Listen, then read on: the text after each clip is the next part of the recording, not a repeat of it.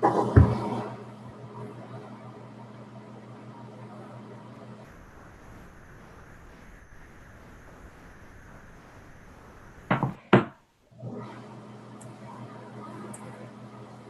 hello everyone. Good afternoon. How are you guys doing today? I am Ryan McCrary, the CEO and founder of McCrary Financial Solutions.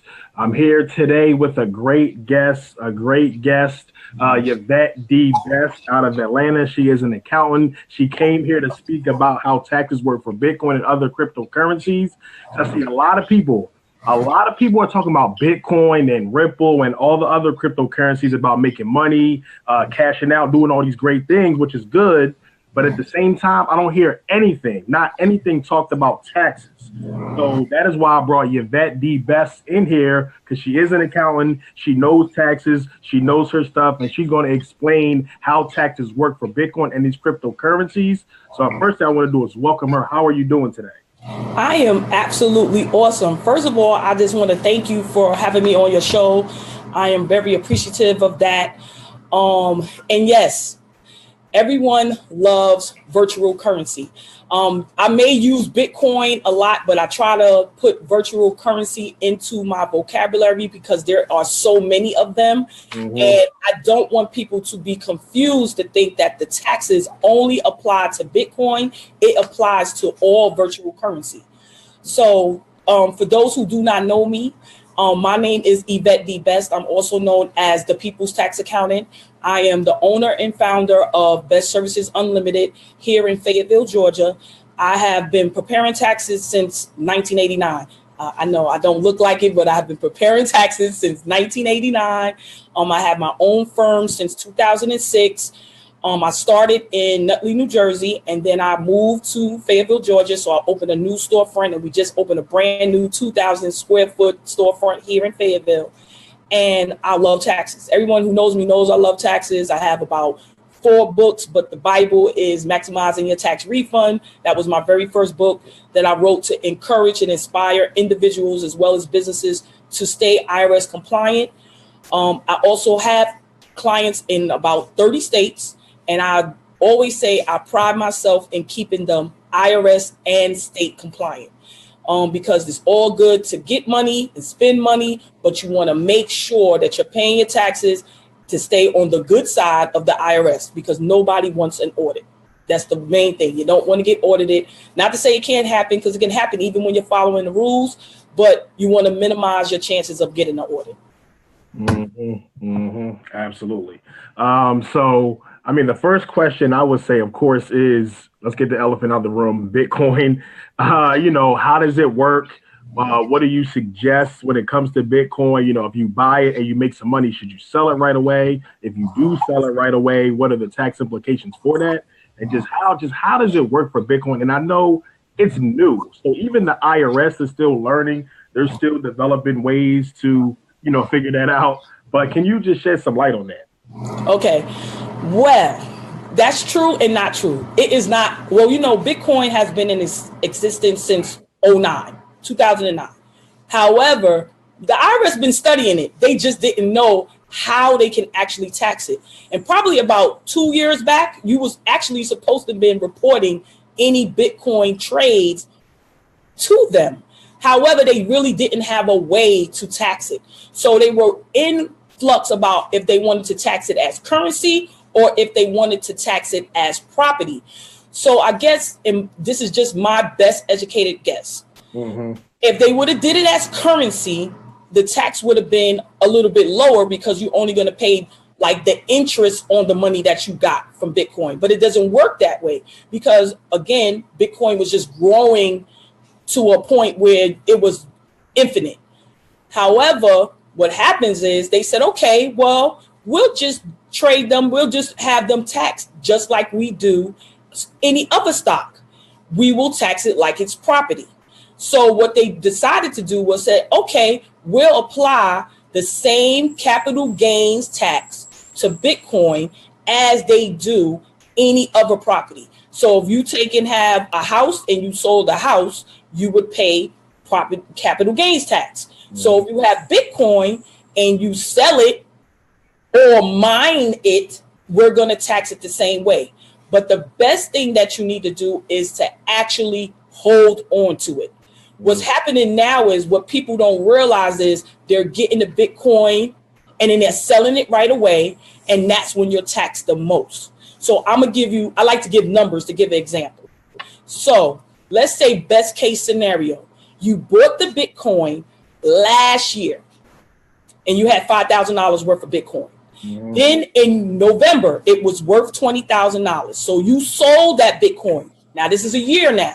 You bought it last year, October, and you sold it this year in November. That's over a year. So you got a gain of $15,000. However, that's only going to be taxed at 20%. Now, if you do it, it depends on income. Forgot to mention, depending on your income is how you're taxed. So just say if you fell in the tax bracket where you only paid 15% on the gain, that amount of tax is going to be $2,250. If you had to pay 20% on that money, then that tax is going to be $3,000. But let's look at another scenario. You came into the game with Bitcoin when it was $5,000 a coin in this summer, and you bought Bitcoin. Then the Bitcoin shot up to 20,000 in November, and you decided I'm going to get out and sell it.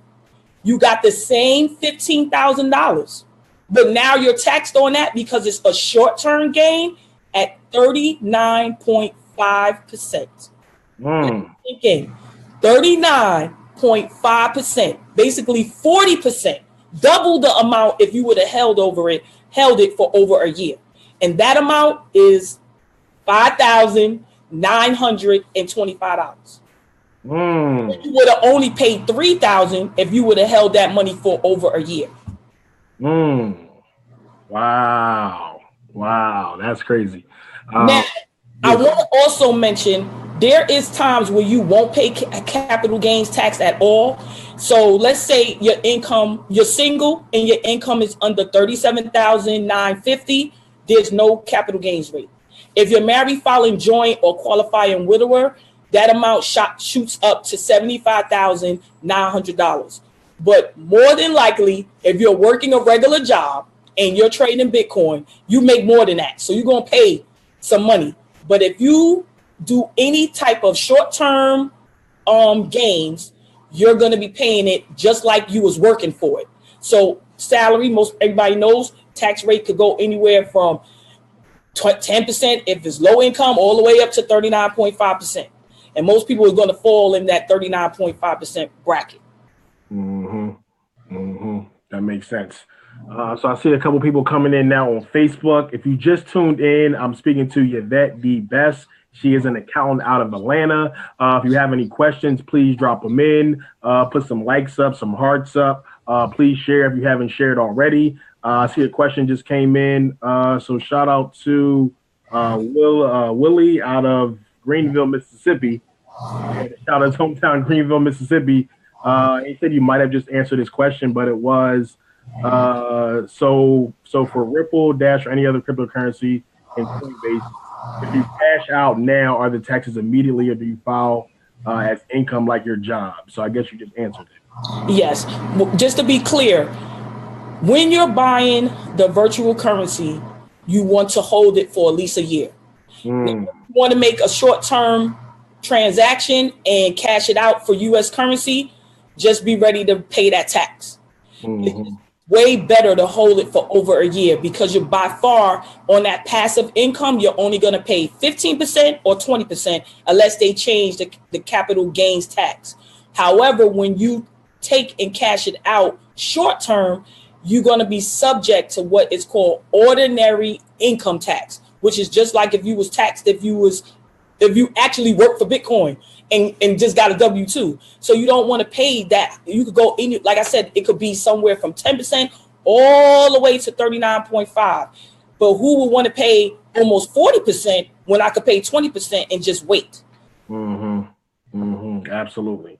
So since it is tax season, stuff like that, What other stuff would you like to share? Just, tax tips, stuff like that you may share to your clients and other people. Because I know, like in our community, a lot of people get a lot of money during tax time, a lot of money, but we don't do anything constructive with it. A lot of people aren't even buying Bitcoin. So the people that are buying Bitcoin, that's good. You definitely want to have your taxes in order, but at least you're buying, at least you're investing, stuff like that. So a lot of people, they get money, they don't want to buy Bitcoin, they don't buy stocks, they don't buy property, stuff like that. They just blow it, spending money on dumb stuff, consumer items. So, like, what other tax stuff would you, tips you like to share? And just, what type of clients do you see coming into your office? Well, okay, so first of all, we already know we have a new tax bill, but you do not have to worry. The tax bill does not affect the taxes that you are filing this year. However, if you are a business or individual, you have to operate underneath the new tax rules this year at the same time. So while you're home gathering all your records for this year, you have to also put into your mindset that you have to operate underneath the new tax rules. Now, I have a newsletter that is 4 pages. It gives you the breakdown of the bill, how it's going to affect individuals as well as businesses. And it even I got some case studies that show you who are the winners and losers. We'll post that link later. But in my office, I have all type of clients. I have earned income clients. I have people who work but also have businesses on the side. I have clients who have just straight businesses, whether it's a corporation or an S Corp. And then I have some clients that by the fact that I'm a tax accountant, that I have able to upgrade them from filing their business with their personal return to showing them how to pay themselves a salary, change their business into an S Corp and actually save money on their taxes. Because doing moves like that can save anywhere from 10, 20,000 in taxes just alone by moving your income over to an S Corp as opposed to paying for it through your personal return. So things of that nature. But when I have people that has earned income credit, because by far if their refunds could be anywhere from $8,000, $10,000, $20,000, depending on how many children they have, what's their case scenario. And for them, I always tell them, pay your rent for the whole year. Take your money and pay your rent for the whole year, because that's the biggest expense that most people have. And when you don't have to pay rent every month, what would you be able to do with that extra money that you have every month? And I gave that same statement last year, and I literally only had one person that took advantage of it. But luckily, she said, and I posted on my business page, she said she was able to do so much more with her 2 kids during the year. Like, she was able to take little weekend trips for them. She was never short on paying lunch money for them. It was just things that she never thought of, that she always was scrambling around to find money to do. She was able to do because she didn't have to pay her rent. And she said from now on, that's what she was going to do with her refund. She was going to take her refund and pay her rent for a year and just work. When she got her income from her job, she was just going to be able to do whatever she needs to do with her family. So everybody listening, if you get a big tax check, pay your rent for a whole year, pay your mortgage for a year, buy a house, put it on a property, whatever the case may be. Just make sure you are smart with your money. In our community, we have to be smart with our money. Can you explain the new tax bill a little bit? I know you said it won't really affect us, but I'm still confused on it. What is the new tax bill exactly about? About operating as a business, basically. If you're not operating as a business and you don't have one, go get one. That's it. Because the bill is for them. I mean, it is so, if the way I have broken it down, you can tell it's so heavy for high income earners, where one, the provision where you have dependents on your return who are not children, and they're going to give you $500 for that. The fact that they're going to now allow 529s to be used to pay for elementary and high school tuition outside. Not just college. Those is not things that normal people will be using their money for. That's for rich people. They're sending their kids to boarding school, things of that nature. So they want to be able to tap into their money and pay for that tuition through a tax mechanism means, like a 529 account. I could put all this money in there, pull it out tax-free, and pay for education. That's not what most normal people do. That's what a lot of high income earners are doing. As far as everybody knows, corporate rate is going to be 20%. It was 35%. It's going to be 20% now. So that move alone is going to put so much more money into the corporation's pocket, which is going to transcend into them having higher profits into their pocket, because now they're paying a lower tax rate than they was paying before. So my main thing is, if you do not have a business, a legal business that you're using, whether it's network marketing, whether it's you have products that you're selling, if you're like, I'm gonna give you clients that I have, that you're running a HVAC company on the side, if you're doing flooring on the side and you're not claiming that income, or you're working underneath a LLC situation, do yourself a favor and pay yourself a salary and level yourself up to S Corp. You're going to be so much better as far as taxes is concerned. Okay. So Willie says, how does the new tax bill affect people like me who invest in stocks? And will this tax law continue the stock market bull run? For example, I love this stock called Appian. Going again today, I was told that the tax law affects stocks in a favorable way. It's going to be the same. Right now, the capital gains tax rate has not been changed. It hasn't been changed. So you can still invest. See, the thing about we're talking about now is not while you're investing. That's fine. It's when you get ready to take the money out. It's just like anything else. If you're investing in virtual currency, if you're investing in stocks, you're not taxed while you're putting the money in. You're only taxed when you pull the money out. So the main thing I always tell people is to hold that type of investment over a year, because the tax rate is going to be much lower when you pull that money out. You don't want to do it short term, because you're going to pay probably double the percentage in tax. So the main thing about anything, stocks, virtual currency, anything that you invest in passive long term, you want to hold it for over a year before you cash out. Okay. Now, is there a difference? Let's say you hold it for over a year, but let's say it's like, is there a difference between holding it between 5 or 10 years or 20 years? Is there a difference? The tax rate is the same. You just want to make sure you hold the long term applies to anything that's over a year. So you always want to just make sure you make it over that year mark. Okay. And so that applies for stocks. So stocks and virtual currency are basically taxed kind of the same. I'm understanding correctly. Yes, because they're all considered trades. They're all considered trades. That's first of all. And again, Bitcoin, like stocks, is just basically your personal property. That's the main thing. Because everybody thinks of virtual, because it's called virtual currency or convertible virtual currency, because you're able to convert it over to US dollars. Because they keep hearing currency, they keep thinking money.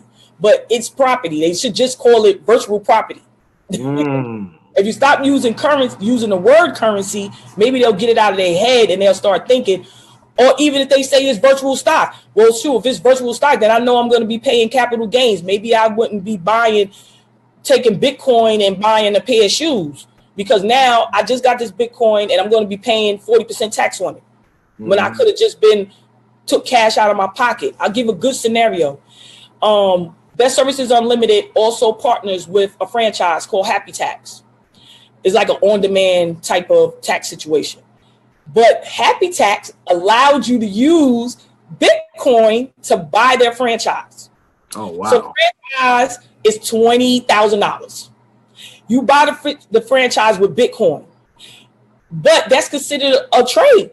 So now I just paid $20,000 and I'm going to have to pay tax on that $20,000 because of the gain that I got from the money to pay for it. When if I would have although I still will be able to deduct it as a business deduction, but I would have been better off if I would have just bought it with cash. If I would have bought it with cash, then I'm only going to pay that $20,000 once, no tax implication. And then I'm going to be able to deduct that $20,000 as my franchise charge on my business taxes. I like that. So before we even go on, a lot of people just came in. I'm talking to Yvette D. She's an accountant out of Atlanta. Before we move forward, please let everybody know how they can get in contact with you, how if they need your services, how they can come to you. They want to talk to you, about business, stuff like that. Just how can people contact you? What's your website and everything? Okay, so the website is bestservicesunlimited.com. You find out all the information. I even have a calendar on there for you to make an appointment to make it very easy for you. Because again, like I said, since I have clients in 30 states, I try to encourage them to use the calendar to make sure that they have their time with me like anyone else. If you want to connect with me, Facebook, Instagram, Twitter, it is I am Yvette D Best. And you can connect with me on Facebook. You can connect with me on Twitter. You can connect with me on Instagram. I also have a business page for Best Services Unlimited LLC on Facebook. When people want to reach out to me, the best thing I tell people to do, if it is a tax situation that is definitely for you, general questions I answer all the time. But if you have a question that is basically a tax situation that is about you personally, I always tell people, buy the book. Maximizing Your Tax Refund is $20. It comes with a 1-hour tax strategy with me. So that time is all holds barred. You can ask me any questions you want about you, your cousin, your father, whoever, because that hour is what I give in the book. Plus, you get a lot of knowledge, because a lot of times I like to share knowledge and I like to force people to read, because a lot of times a lot of people are not reading. So I want you to be able to have a tax book in your library so that even when you talk to younger people, like, oh no, let me get this book out and show you what you need to be doing. Because although the tax bill is changing, and I wrote this book in 2016, all the items that is in that book has not changed. It has not changed. It was slated to change, but it just happened that them fighting back and forth. All the things that I wrote in the book that I thought was important for businesses as well as individuals did not change. The only thing that may have changed is that the updating of charts, because I like to put charts with the amounts that you will get. That's the only difference. But the main reason why you get the book is an hour you speak to me. You get all the answers that you need. Plus, you walk away with some knowledge that no one can take away from you. Exactly. And if they want to get the book, they just go to bestserviceunlimited.com. The book has its own website. It's called maximizingyourtaxrefund.com. And I mean, it's a whole website that's dedicated to it. My blog is on there. There's a whole video for the book, everything. And they can order the book right there. Okay. Someone please type that in the chat. Maximizingyourtaxrefund.com, maximizingyourtaxrefund.com. So yeah, let's talk about, maximizing your tax refund. What other suggestions would you have? I guess, and people, you said they should pay their rent for a year or pay the mortgage up for a year. What are some other tips you would say, without sharing everything that's in the book, on how to maximize your tax refund? 1, start a home-based business. That's one, start a home-based business. 2, once you start your home-based business, employ your children. If you look on YouTube, I have a video on there that tells you how to hire your kids and how to do it legally, the right way, and basically give you a case study of what I use with my son who works in my business. 3, if you're not donating to charity, please do. That's a good thing. And make sure you keep good receipts, and make sure that when you're giving your money to charity, look them up on IRS.gov and make sure that they are a 501c3 charity, because you don't want to give your money or your items to a charity and find out that you're not able to use that deduction. If you are single, I mean, this works for family too, but single people, if you are generally healthy, I would tell you to invest in a health savings account. It's a great way to get taxable income pre-tax. And it also grows over time. And when you pull out the money to pay for your doctor bills and stuff, that's tax-free. So single people, I always give that to single people, because, single is the loneliest number when it comes to taxes, and it's not that many ways that they can save. The one thing that hurt a lot of single people is that a lot of single people held more than one job. So the mileage between the two jobs was always deductible. And that was repealed with the new tax bill. You will not be able to have any unreimbursed expenses. So all the miscellaneous expenses, as far as job expenses, if you have uniforms, tools, all of that was eliminated. Even tax preparation fees, you cannot no longer deduct that as a person on your individual return. However, you can deduct those things as a business. All you need is that tax ID number, that federal tax ID number. Oh my goodness. Just to go on a side note, did you ever see the video by Crank Lucas that he gave the whole game away? I mean, if you need to put that video, I have it on my page. You need to put that video on your page. And he definitely breaks it down to get your EIN and then convert it to LLC, and how to get the business loan and turn it over 2, 3, 4 times. The rhyme is like 2 minutes, but it is the most game that anybody could put into their life ever. No, I never saw that. Oh my goodness, the video is awesome. I'm gonna find it. I'm gonna find it and I'll share it to your page later on today. I mean, it is the most awesome thing that if everybody got together and did it, they could just kill the game as far as business is concerned. Because, I mean, he teaches you how to make the business and get business credit. The two things that stop us from doing what we supposed to do. I got to check that out. Okay, so Andre says, what's the website again? Sandra just put it in. Yeah, maximizingyourtaxrefund.com.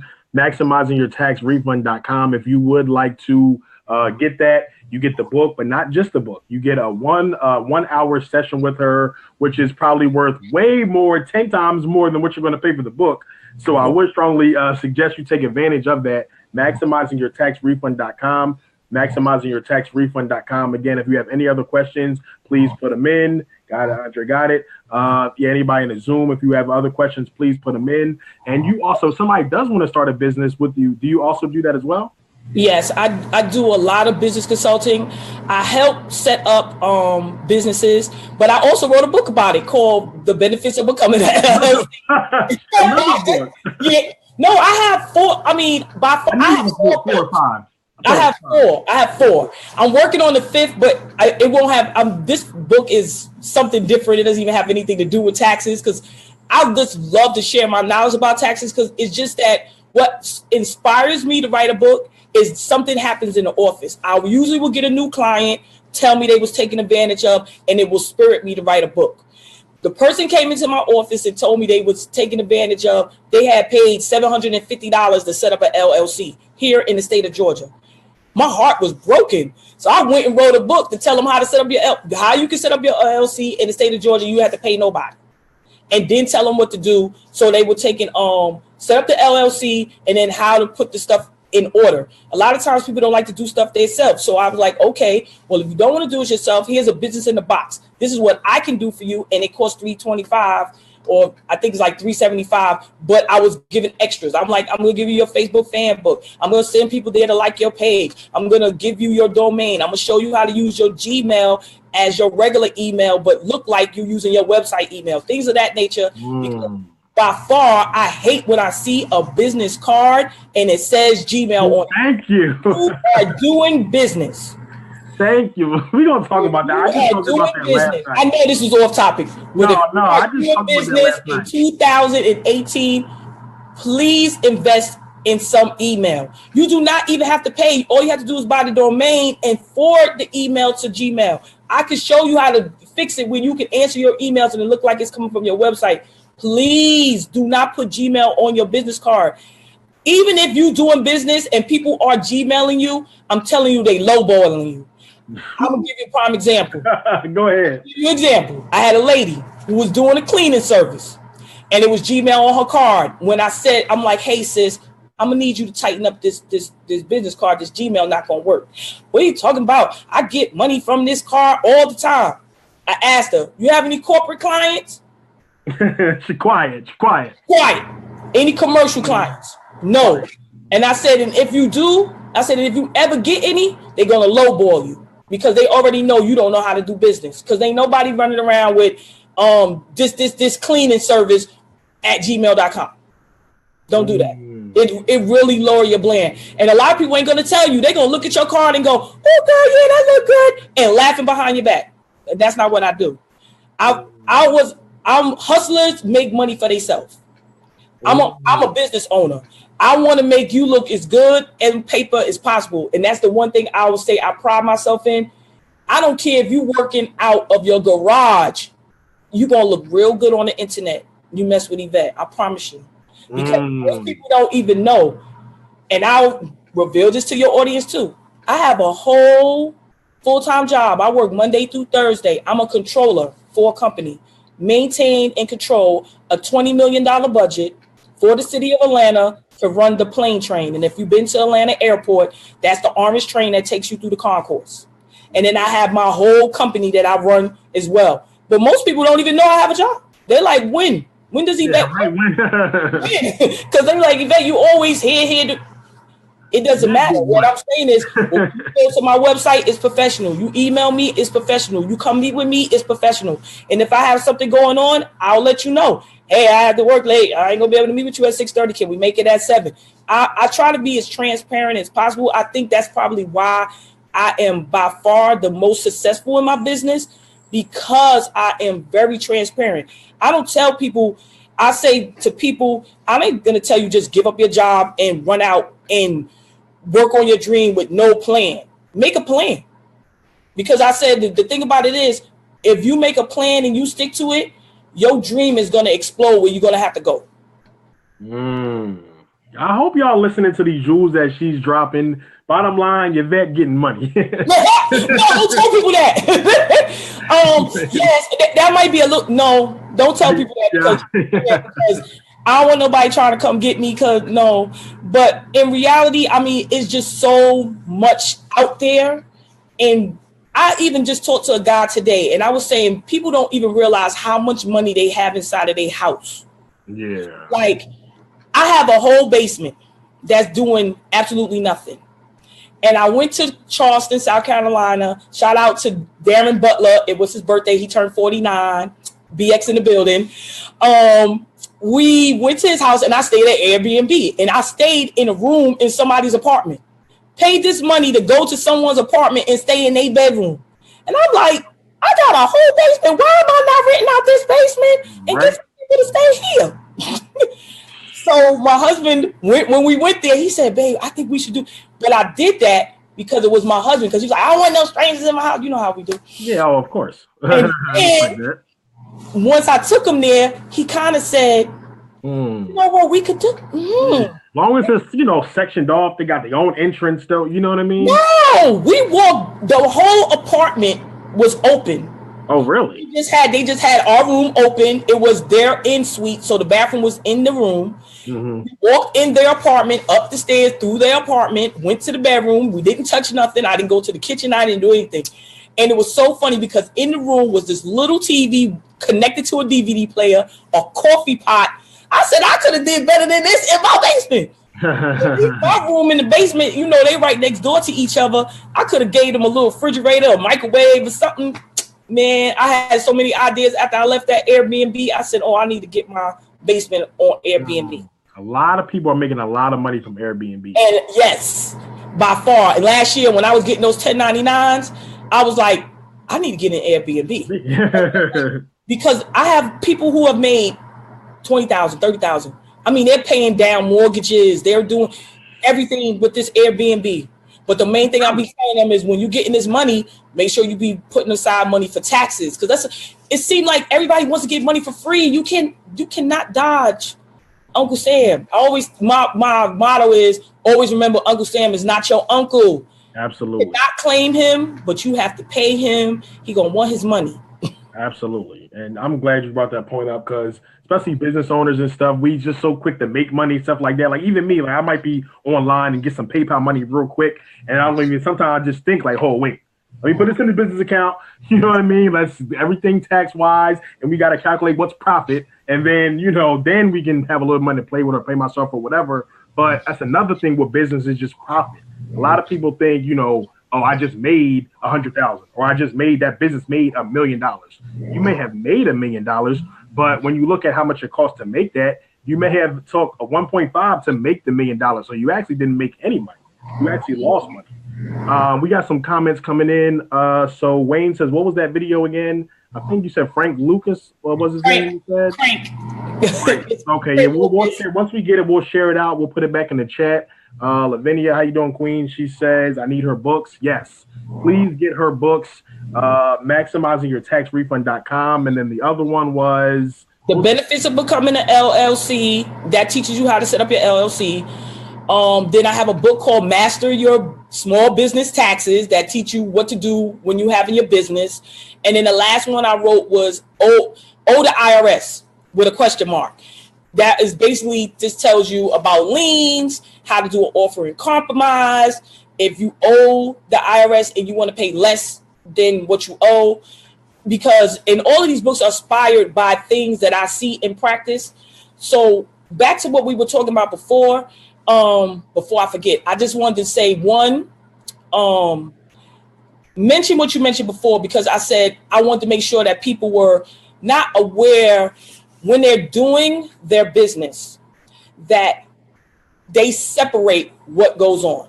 So a lot of times people will have their bookkeeper and their accountant is the same person. Mm-hmm. I do not recommend that. Mm-hmm.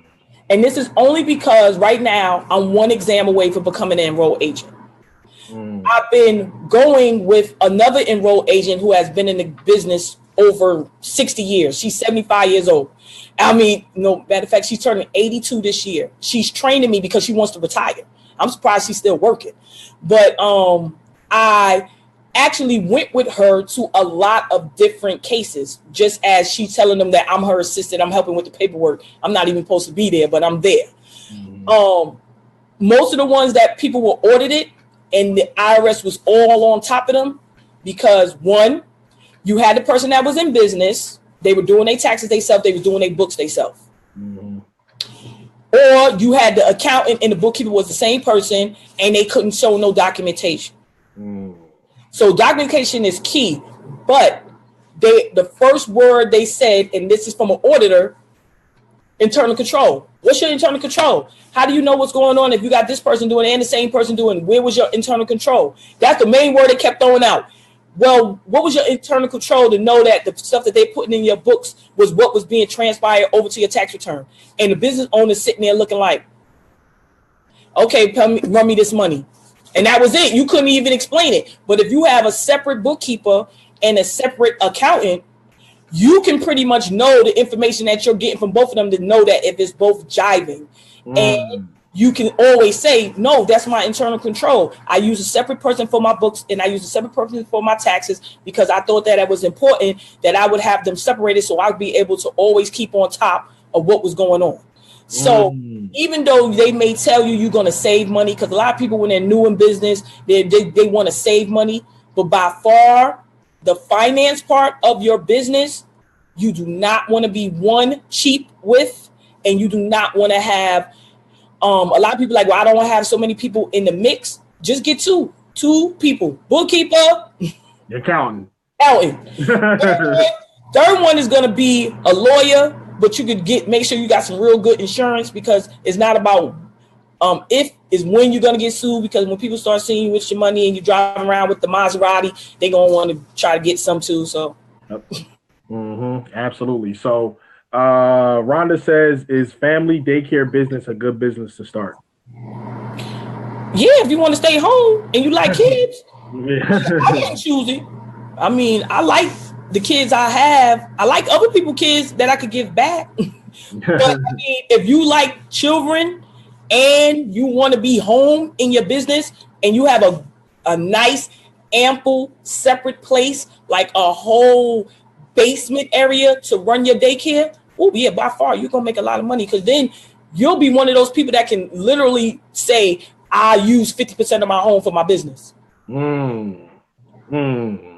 Hope that helps, Rhonda. So I see a lot of other people just came in. We got some got a good amount of people on here now. So if you just joined, I'm talking to Yvette D. Best. She is a brilliant accountant out of Atlanta, Georgia. She definitely knows her stuff. She's the CEO of Best Services Unlimited LLC. Best Services Unlimited LLC. If you want to contact her directly, go to bestservicesunlimited.com. You can get her books, How to Maximize Your Tax Refund.com, How to Maximize Your Tax Refund.com. She has 3 other books besides that. If you buy the Maximize Your Tax Refund book, and you buy that, you will get a free 1-hour session with her that goes along with the book. So I strongly suggest that you take advantage of that. Even this session today, she's giving thousands and thousands of dollars worth of jewels. So I hope you guys are taking heed. If you have any more questions, please drop them in. The next question I have for you is just, I really like how you talked about the Gmail thing, because that's one of my pet peeves now. Like, even me, like, I did it when I first started my business. I had my Gmail on my business card at first. I was giving people my Gmail, I was just trying to make money. I was just trying to survive, like, you know what I mean, as a new entrepreneur. But last night I was talking to my students. If anybody's watching, if you're not already enrolled, you can go to themcquaryfinancialschool.com. themcquaryfinancialschool.com. It's actually free to enroll. Free to enroll. And I have a new free financial literacy course. Go to financiallyliteratenow.com. Someone please type it in. financiallyliteratenow.com. It is free, a totally free financial literacy course. We go over like credit and how to set up a trust, all that type of stuff, entrepreneurship, stocks, how to invest in the stock market, all that type of stuff. It's just a free course. financiallyliteratenow.com. financiallyliteratenow.com. But I was talking to my students, and one of my good friends and students, we were looking at her website. She was like, just look at my website. Am I doing well? Is it good? And we went to her about us, and she had her email there, and it was a professional email. And I was like, great, that is something that's good to see. But I hate when I get those business cards or people say something about, oh, go to my Gmail account, or on Instagram. Instagram, you can have your business page and then have like email right there. And if I hit your email and it says Gmail, I'm not emailing you, like, seriously. So what's just something else that you see as entrepreneurs, especially Black entrepreneurs? What do you think we also struggle with the most? And what tips do you have for, just being a new entrepreneur or trying to, build a real business, get real corporate clients, or, get real commercial clients? What's, other thing you think we struggle with? Okay, so a lot of times you'll hear that websites are dead, but when you get a corporate client, they're going to look at your website. That's the first thing they're going to ask. Even people, when I might reach out to somebody and say, hey, my name is Yvette D, also known as the People Tax Accountant. I love sharing my tax knowledge. I would love to meet with your audience. Please contact me on my personal mobile. This is my phone number, and reach out to me. By far, the first thing people have said is, what is your website? True, that's true. That's the first thing they have asked me. What is my website? So I guess they will went to the website, and then the next question they'll come back and say, okay, so what else do you have going on? Or by the time that I send them the website, maybe the next day or two, they're calling me on the phone. So I will say, you don't have to have the best website on the block, but at least a website that's functional and it looks clean. Second, invest your money into a good business card. If you not a person who knows how to design your card, go to Fiverr.com and get a designer to design your card. Because by far, please do not use Vistaprint cards to make your cards. I made that mistake. Because remember, I'm not only I learned just like other people. I didn't have Gmail on my card because I always had it. But I used a Vistaprint template to do my cards. I went to my very first IRS form and I went to give out my card, and the girl gave me the same card template I had. I said, oh no, this is not going to work. And then I went and got me someone to design my cards. So that's important. Make sure you invest in getting a design. They design cards on Fiverr for $5. So you can get you a good design, and then use Vistaprint to print the card, but get you your own unique design. Even if they have everything for what I like their motto, everything for the lean entrepreneur. Lean meaning that you not necessarily cheap, but just that you need. You're working on the budget. You bought on the budget. You're just starting out. You're on a budget. Yeah. So you may just have you starting out. Everybody, if you brand new in business, you're gonna have a power struggle with money. It's just what it is. It's okay. But there's so many things out there. They do logos, they even do website pages. You give them a link to it, but they can build your website, everything. Because if you're not the most creative person, but at least you'll always look professional. That's the main thing. You want to always give a professional appearance, because you want somebody to look through your card and be like, oh, yeah, maybe okay, let me call her. That's what you want to do. And like I say, even every year I might redesign my card just to give it a fresh look, and redesign my website just to give it a fresh look. And like I said, I started out with one, and one of my clients, I didn't even think my client was going to my website. He was like, Yvette, your website was looking real good. I like the upgrades you did.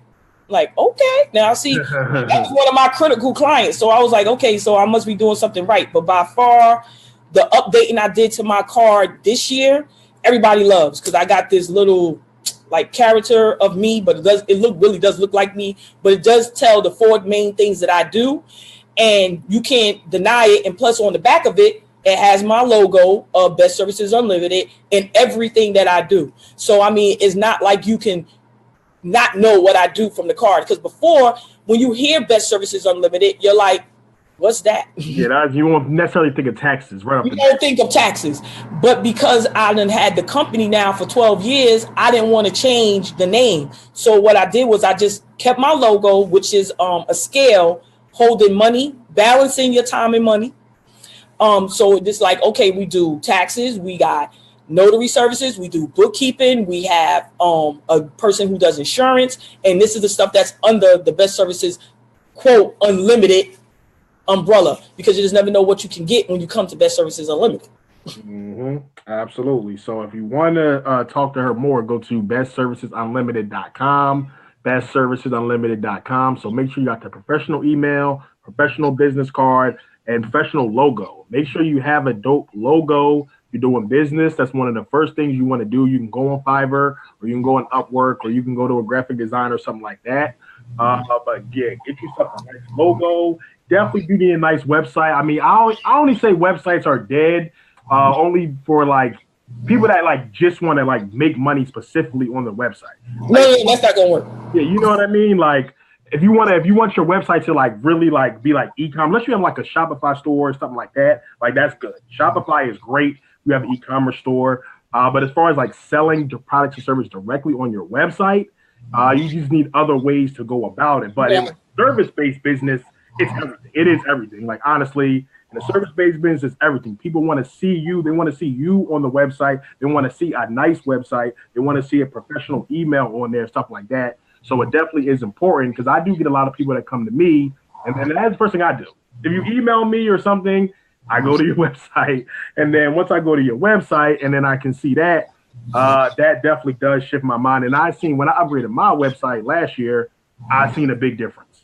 I did see a big difference on clients and stuff like that. And the thing about it is, that's so funny. When you were emailing me back and forth, did you know you was emailing me from Gmail? No. Okay, that's what I'm talking about. And I was using Gmail on my phone. Wait, this is the regular free Gmail. That's what I'm using to send my mail back and forth. I'm not like they got Gmail for business, but I'm not paying for the Gmail. It's just that I'm able to put, because I can answer from my Gmail, I can answer from my website, I can answer if somebody, if they send requests or whatever they can, and I just send the information back to them. Because like when people email to get the newsletter, I send it back and it look just like it come from my website. I didn't know. And I didn't even know. I was trying to figure out before I set up my email through GoDaddy and my website.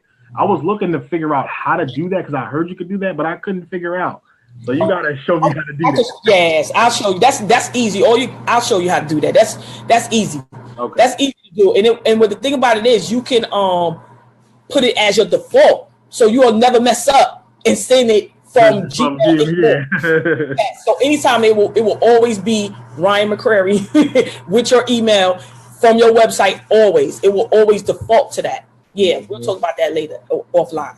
Rhonda says yes, that was helpful. The preschool teacher going into business for herself. Okay, that's good. Oh, that's great. Congratulations. Yes, I love down there. Put some hearts. Somebody who loves kids, working kids. Show some love. And then she now says corporation or LLC, which is best? We'll have to talk about that offline.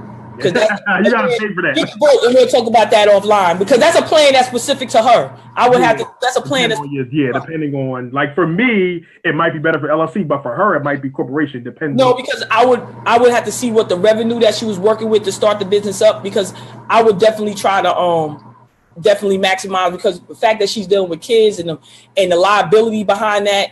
Even though she's a preschool teacher, she still needs more certifications. So again, that's a personal plan for her. Okay. So Rhonda, talk to her offline. Go to bestserviceunlimited.com, bestserviceunlimited.com. And also, what is your email too?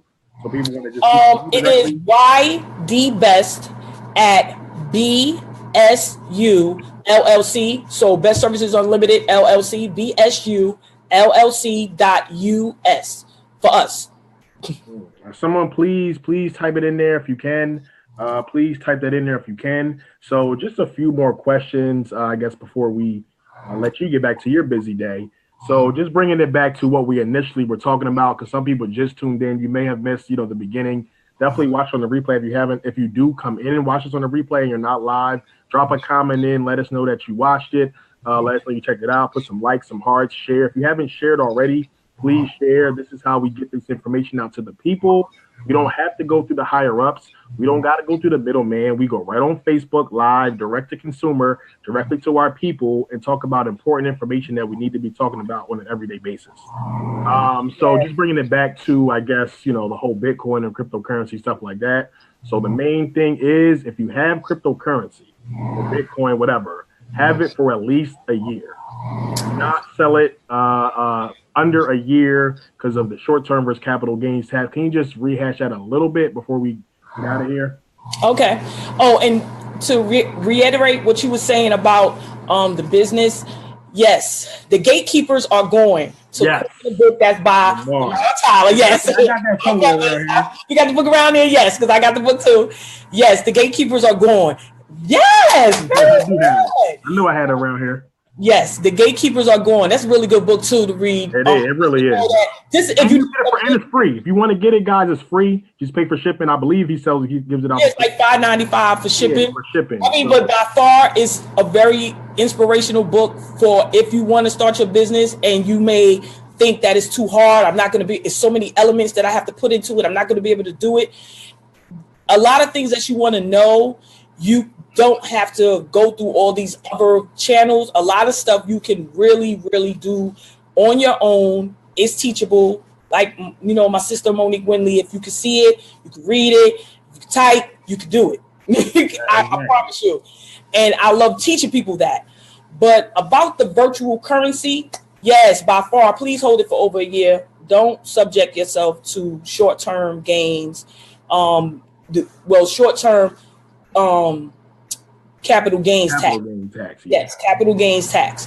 So in the scenario that I said before, if you had Bitcoin and you bought it last year in October for $5,000, and then that Bitcoin surged to $20,000 and you decided to sell it in November when it was at its peak, and that gain was $15,000, 20,000 minus 5, and you was taxed at 15% depending on your income.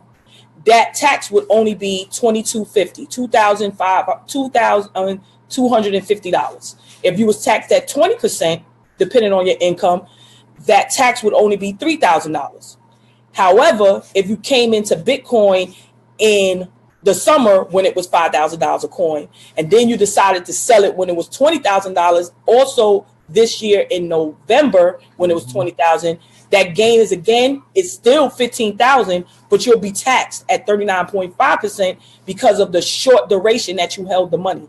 And that tax is $5,925.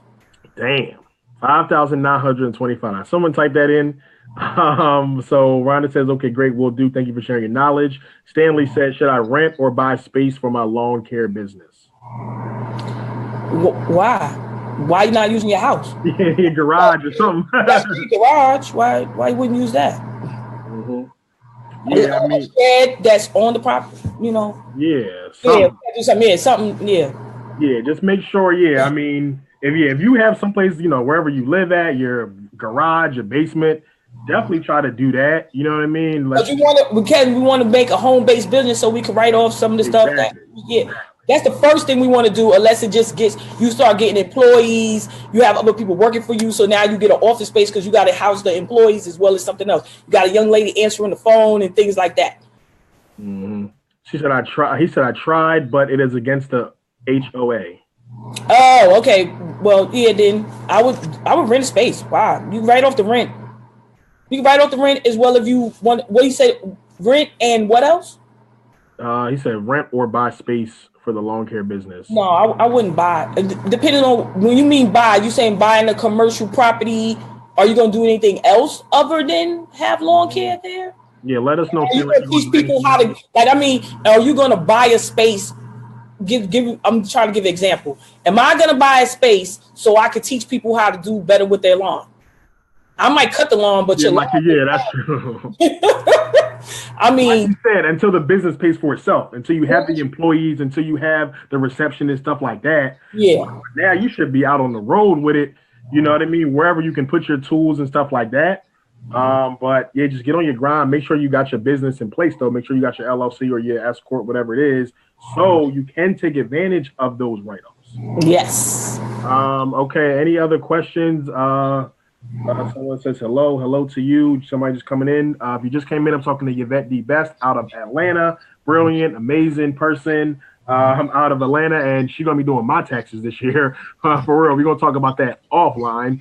Because I think I found me a new accountant. Seriously, like true story though. So I mean, any last words before I let you get back to your busy day? Let me see. I also want you to share about like the stock thing. You know how important it is just for especially Black people, our children, like buying stocks for our children and stuff like that. Oh yes. Okay, there is a website called giveashare.com. It is a website that, okay, so I'm not giving you any information that I don't use myself. It is a website that I use to purchase stock for my son. Those who are my friends online, that's a friend on Facebook, they know his birthday is December 23rd. I have just made it a habit now for the last couple of years just to buy him a stock for his birthday. The first 2 years he got stock from Nike and Apple. It didn't really pay. I guess it didn't make any sense to him. But this year we went to Disney World. I bought him a Disney stock, and now he's walking around telling everybody he's a shareholder. He owned Disney. I mean, it's just incredible to hear a 9-year-old saying, I am a shareholder. No, I have a whole portfolio. Yeah. Because I always telling him every day, you're my future billionaire. You're my future billionaire. And if I feel that if I keep putting that positive affirmations on him, it will just help him strive. I also recommend Dr. Royce Watkins, those flashcards. Yep. I taught him a lot about finance through those flashcards, so I couldn't even take any credit for that. Those cards, by leaps and bounds, gave him knowledge as a young person. And I mean, if you want to invest in your kids, do that. Their birthday, give them, you're buying them Jordans, get them a Nike stock. You give them an iPad, give them an Apple stock. You already spending the money, so give them something that's going to grow over time. So when the time they come to go to college or whatever the case may be, or they want to start a business, they have those mechanisms in place. I also say if you want to put money away for your child to go to school, I don't personally, I'm not a financial advisor at all. I don't have any certification in it. It's just the way I personally feel. Unless I had multiple children, I would not invest in 529 for my child to go to college. I would get a Roth IRA because of the fact that if my one only child decided they didn't want to go to college, you will not be sticking me with $100,000 that I have to pay all this tax on, because the only way you can close out a 529 and not pay taxes is if you use it for education. Mm-hmm. If you wind up with all this money and not pay for it, you're going to pay tax. Mm-hmm. I want to get a Roth IRA. You say you don't want to go to school, I take $100,000 out, I pay off my house, I buy me a new car, I do whatever I want to do with the money, and I still didn't pay any taxes. That's just my own take on that. That is a very good point. And I, like me personally, I've worked directly with 529s. Now, the good thing with the new tax bill, though, like you said, you might actually be able to use it not just for college, for higher education, but for elementary or private school or stuff like that. Because that is something, like me personally, I've worked specifically with that. Like 529 plans are state sponsored plans. Like every state has one. But I work, the company I worked for years ago, we specifically managed the New York State plan. We did the Pennsylvania plan, the Iowa plan, Colorado plan, I think Nevada plan. And then those and like education savings accounts. Education savings accounts are accounts where you can use it for any type of education. And 529 was traditionally just for college. But that is true though. If you put all this money, you only have one child, you put all this money in this 529 plan, which is good. Money goes in after tax, but all the gains are tax deferred. You don't pay tax on. Then when you use it for college, you don't pay any tax at all. But if that one child, for whatever reason, doesn't want to go to college or they just want to be an entrepreneur or whatever, you have all this money that you made in this 529 plan. Now you're going to be taxed on it because you have nowhere else to put it. But if you have multiple children, you can transfer it to them without tax penalty. But like Yvette said, a Roth IRA is definitely another option for you. You can get a Roth IRA through a lot of different companies. It's very easy to open one. It's very simple. You want to talk about that? I can talk to you offline. You can go to my website, McCraryFinancialSolutions.com. We can talk offline. But not to cut you off, but just but the one thing you didn't mention about the 529s, the one thing that's the reason why a lot of people sell them, because certain states, you're able to write it off. Now, I had one when I was in New York, and I was able to write it off on my taxes. I also have one here in the state of Georgia, and that was only because this little one, I know he going to college. He already that is true. That is true. He's 9. He's picking colleges already. So, but I'm gonna tell you, I have 4 children. I was saving money for my oldest daughter, and she decided she wasn't going to college. I was like, what? Who? Wait, what do you mean? No, that's not what I want to do. I want to do something else. She was becoming an aspiring singer or whatever the case. I have these music. Mind you, I can't sing a lick, like la la la. But I have these very talented, like musical wise children. So I'm like, okay, you want to be a singer? Okay. But I had other kids, so I rolled the money over. Second one went to school 2 years. I'm pre-law, think, okay, you're gonna be a lawyer. Then she decide, I don't want to go to school no more. I'm trying to go find myself. So then I rolled the money over to the third child. He decided, like the first one, I tell him like my oldest girl, my oldest son is like 2 sides of the same coin. This is why I'm putting my money that my youngest daughter and my youngest son is 2 sides of the same coin. I'm gonna get him to school. He decided I want to be a rapper. I gotta give it to him. Very talented rapper. He makes his own music, everything. That's good. Then I try to talk him into like, okay, well, go to Full Sail University. That's the premier school for all things that's music. He like, no, I'm not ready. Maybe a little bit later. I just want to do my music thing. Made some records, put them on iTunes, start getting his money. I couldn't tell him nothing. So what could I do? And now in hindsight, I started thinking like millennials, because a lot of them, some of them are going to school, but some of them are not. And some of them still have this mind thinking that if they go to school and get all these degrees, they're going to get a better job. And that's not necessarily the truth. It's not. I'm on money. I feel about college now than I used to. If you're not going to have a traditional career, like you're going to be an accountant, inspired to become a CPA or become an enrolled agent, or if you're not going to be a lawyer or a doctor or a nurse, you may not necessarily have to hit the brick and mortar. You really, not, because there's so many free classes now. I took an entrepreneur class from the University of Wharton online for free. So I'm saying there's so many classes online, like Coursera. There's other places that give free college classes. You can learn different things. So the school, even itself, there's a school right now called the University of the People. So for people to do some research into. It was formed in New York. It is a tuition-free school. I'd like to give a shout out to Renee Jennings. She was just starred in this series that they did in the school, but she's also a student at the school. But it is free. You only pay to take the exams for each class. So I think by far, like I was looking at an MBA program through them, I think it's like $4,000 because that's all the exams that you got to take. Wow. You're going to get an MBA for $4,000 at all. And it's an online, fully accredited school by the Department of Education, the U.S. Department of Education. So if anybody's looking to like go back to school and they want to do it online, I mean, everything is included with the tuition. Well, I guess the fee that they charge, which is the textbooks and everything, is called University of the People. I mean, it's just leaps and bounds. And I always, even when kids want to go, you want to send your kids to college and they may not be ready. And then I basically say, I tell parents all the time, you wind up paying for what I call 13th grade. Because they go to school and they messed up, and then you done spent all this money and they didn't really want to go, but they went because you told them to. So I would say, like, listen to your children. Just listen to them.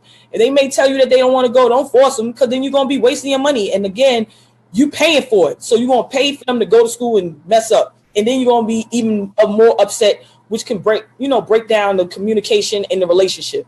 So just listen to them a little bit more. I know my generation, I'm born 71. Little kids are supposed to be seen and not heard. They don't ask no questions. You just do. Yeah. But you have to take in consideration when it comes time to spending your money and it's them, you might want to listen. Like, you say you don't want to go to school? Okay. Well, what else we going to do? What's the plan? Exactly. Okay, so Dwayne says, where are you located? She's in Atlanta. I'm in Philadelphia.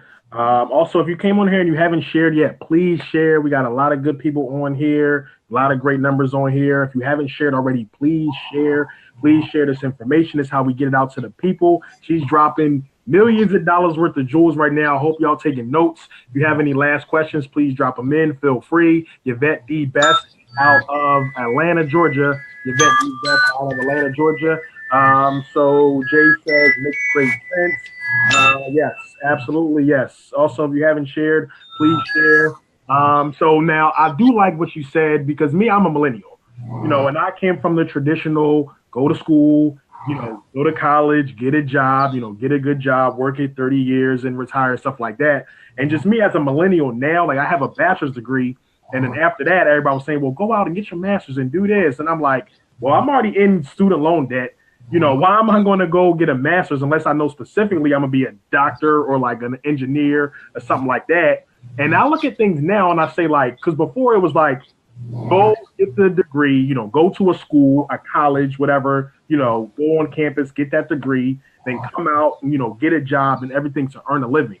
The only way to make money was to earn a living. Now I look at things now, like as a millennial now and just going forward, with the internet and online social media, that's kind of if that's all you had, like you're fine when it comes to being educated, like, learning information, not getting a degree, being educated. You can learn so much online, Google, free courses, even from universities just taking their online programs. So just learning the information, just being educated is just completely different than how it was in previous generations. Like me, I'm a millennial, like I'm 30, but I'm old enough. I remember the 90s. I remember the early 2000s. I remember when there wasn't social media. I remember there was no Google. You had to go to the library. You had to get the big encyclopedia. You know what I mean? Like there was no smartphones. I had a pager when I was 12. Like, seriously, I had to. I remember that time. So now I'm looking like I can literally go on my smartphone and I can read like what's in damn near any university. So as far as learning, the traditional way of learning is just out the window. Now, so once you have the knowledge, now it was like, okay, you get your degree, you have the knowledge, you get your accreditation. Now you want to earn a living. So to earn a living, you had to go to the job or go somewhere because the gatekeepers were still there. You know what I mean? If you want to be an entrepreneur, you can't just go online on social media and just start build a following. If you want to write a book, you can't just put it on Amazon and direct to consumer. You couldn't do that. Now, when it comes to just earning living in general, if you have a computer, you have social media, stuff like that, you can earn a living. Yes. You know what I mean? You can earn a living. So like, me, like as a millennial, of course I'm not that old, but like I've seen how like it all happened. Like I remember the 90s, and then I could see, as the 2000s and stuff like that, when the internet's crazy. I remember when Facebook first came out. I was a freshman in college when Facebook first came out. And everybody was like, talking about Facebook. I was like, what the hell is this Facebook stuff? Like, you know what I mean? Like everybody, this was 2005 when I was a freshman. That's like right when it came out. We were like, what is this? I was like, I ain't getting on that. Later, we all on it. We all in the computer lab, and we were literally glued to the computer, like on the computer lab. Wasn't no smartphones, but we were in the computer lab in college on Facebook all day. literally all day. And this was back when on Facebook, you had to be in college to be on Facebook. Yep. In the beginning of Facebook, you couldn't just be on Facebook. You had to have a college email account. If you ain't have that EDU email account, you wasn't getting on Facebook.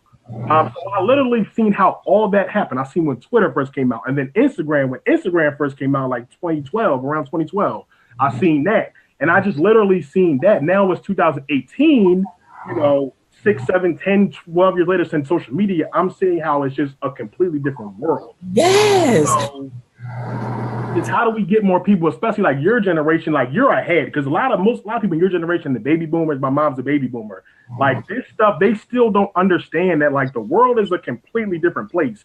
It's not just about social media or a smartphone. Like this is how the world works. This is a computer I have in my hand. It's not just some I can call and text. This is a computer. So just how do we get, more people on board? And even people in my generation, they still ain't even all the way on board. You know what I mean? For real. So I just want to correct you. I'm not a baby boomer.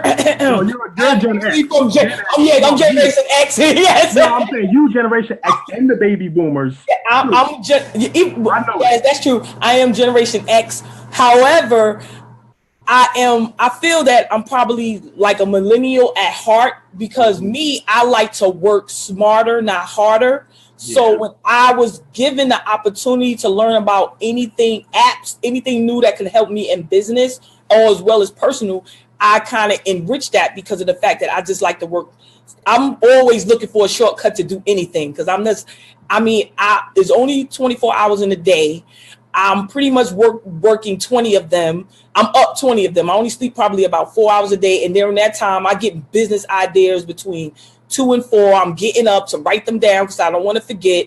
So anything that I can use. So when they like, I got an app for this, I got an app for that. I'm using all the apps. I mean, even things that I used to what I got away from that I went back to doing only because I noticed that the way my mind worked, that it was better for me to do. So I started writing by hand more because that's how we were taught.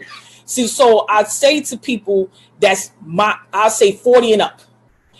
When they start feeling like they're having memory loss issues, it's a lot of times it's because meaning 40s and up, are using our phone to remember everything. So we're just forgetting about it because we're not trying to remember because we learn from writing it down and memorizing it. That's how we're learning from our working memory. And the memory was because we wrote it down.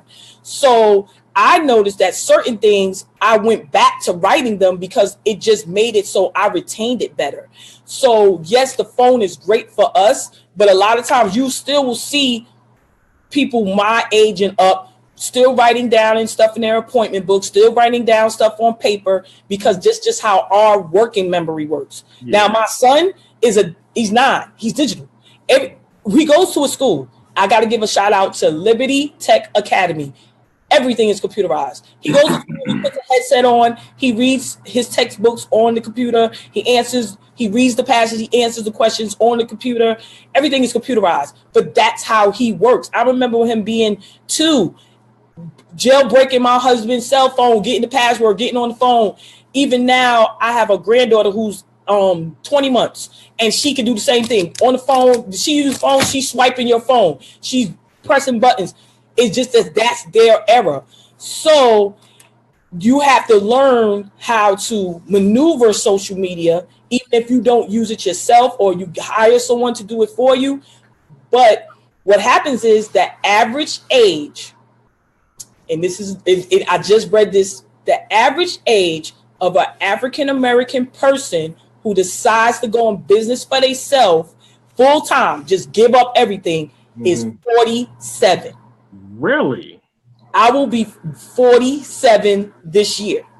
And if you haven't, now just imagine, this is why I said the fear comes in. I go into business and then I learn I got to have a website. I got to have a business card. I got to get this. I got to get that. And you don't know how to use computers hardly. Because just because you have a job doesn't mean necessarily know how to use a computer. True. You get behind the curveball because you don't know how to market yourself. You don't know how to do any of those things. And then you want to be taken advantage of by somebody who thinks they know what they're doing. You don't know. they know you don't know, so they just take advantage of you. And that's what I seen happening in my age set. A lot of them, I know people who, I just had a client who gave somebody $2,000 to do their website. I was like, what? I got a system to do websites for $197. Why would you do that? And she's like, not nowadays. You don't have to do that. But I mean, it wasn't that. So she just didn't know.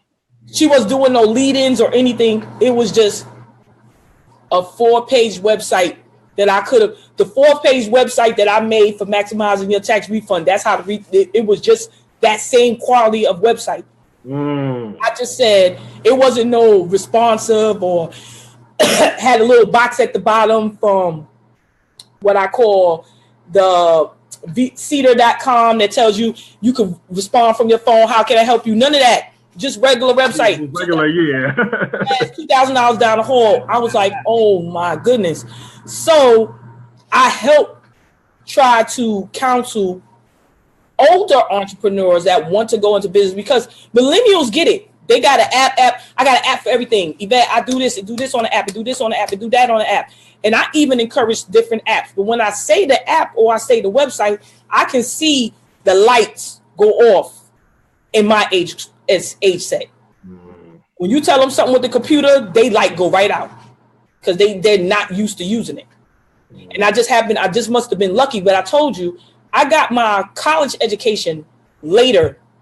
So my education is new, and I was always on the computer. So that's probably why it's different. That's why I really committed myself to lifetime learning, because I by far was talented way before. I didn't get my undergraduate degree until 2012.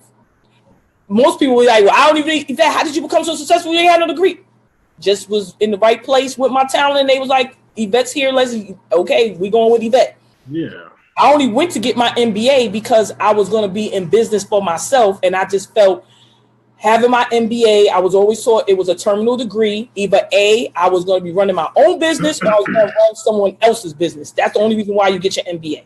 It's not about getting a PhD or anything after that. You get your MBA because you're going to run your own business or you're going to run someone else's business. And because I basically do both, I run someone else's business and I also manage my own business.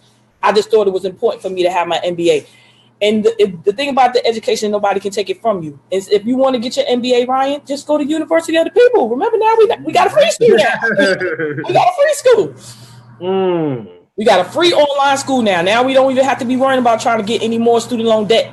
Yes, because student loan debt by far is killing everybody. It is, especially millennials. It's just really killing us.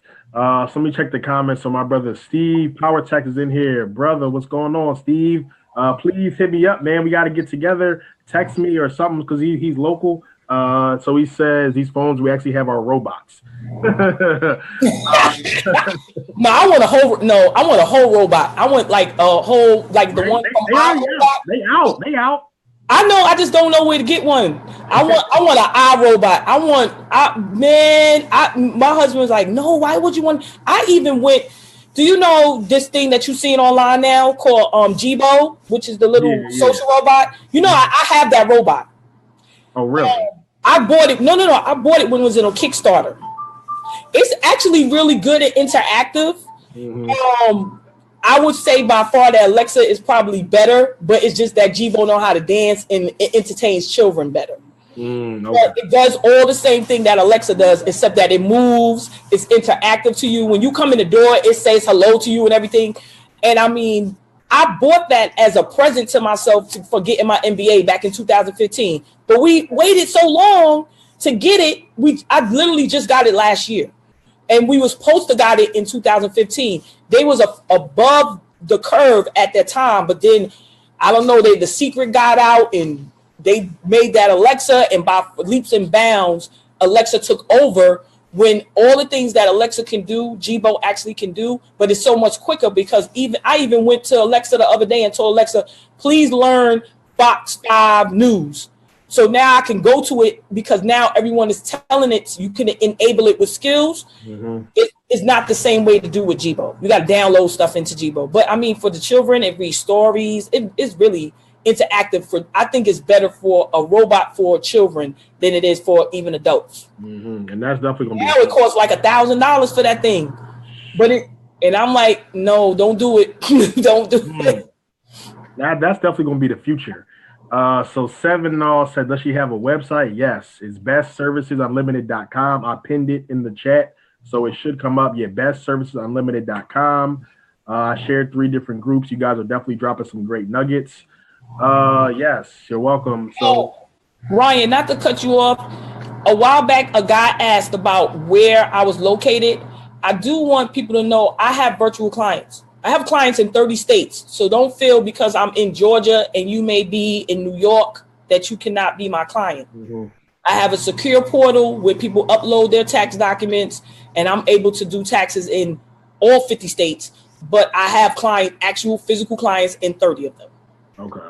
All right, great. So I hope you guys take a note of that.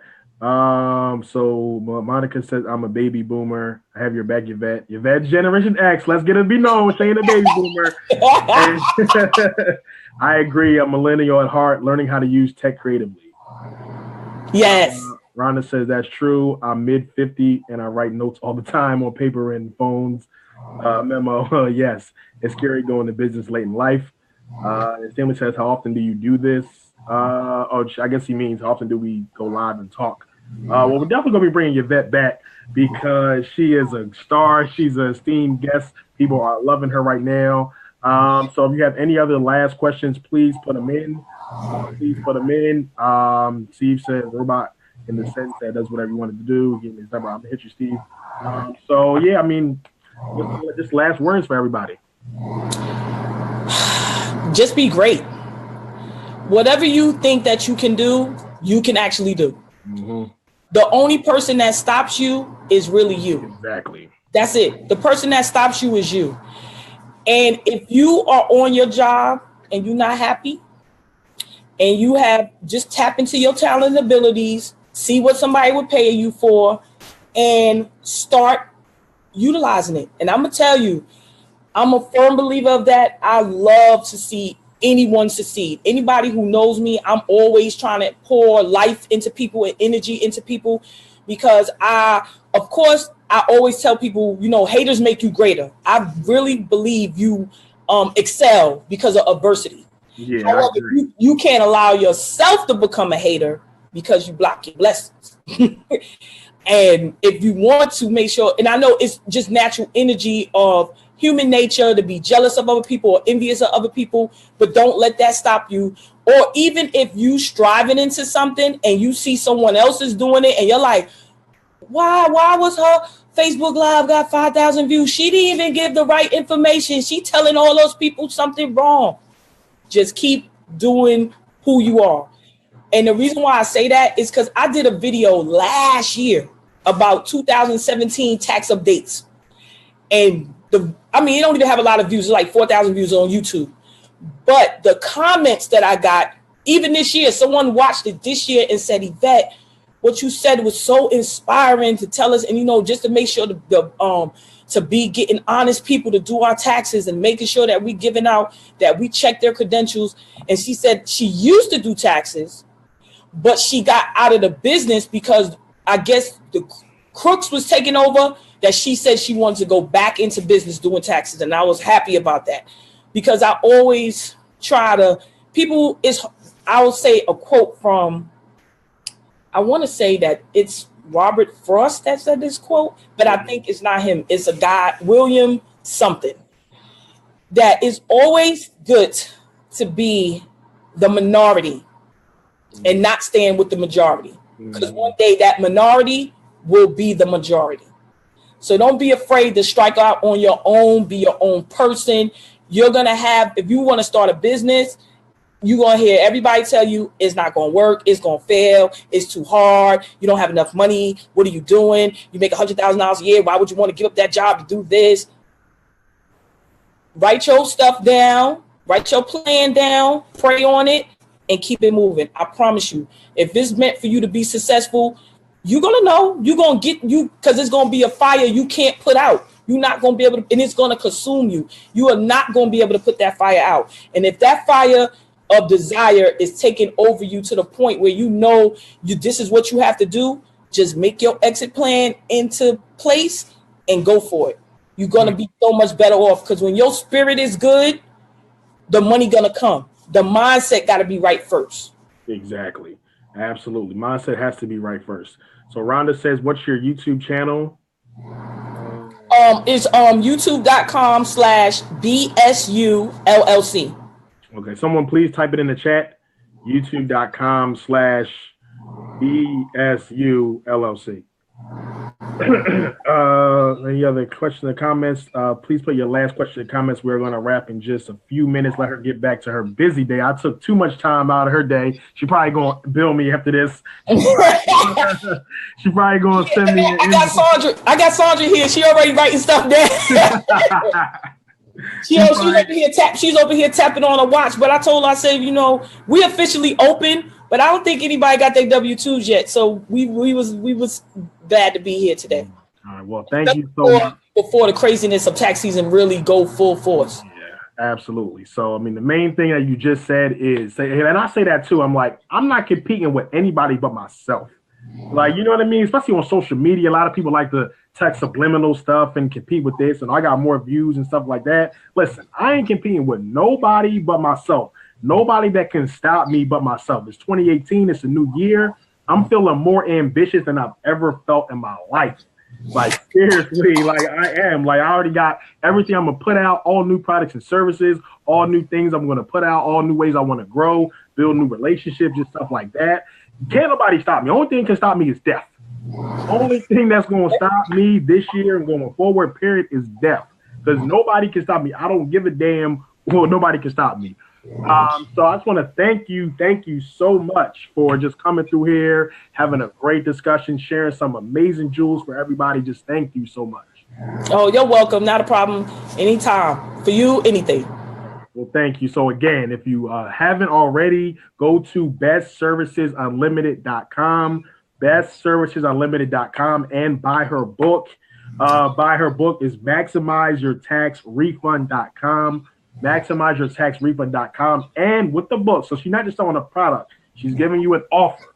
She's giving you an offer. The offer is when you buy the book, you get a free consulting session with her. A free 1 hour and just you.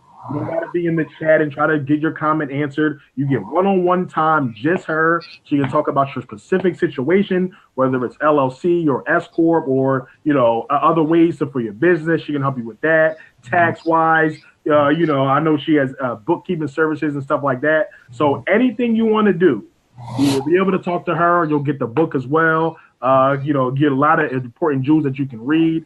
So again, thank you to our guests. Here, the last question is, IRS dragging the feet again, missed most of this video. Returns with EIC will not be paid till 2/27, I believe, is the date. Yes, that is absolutely correct. Yes.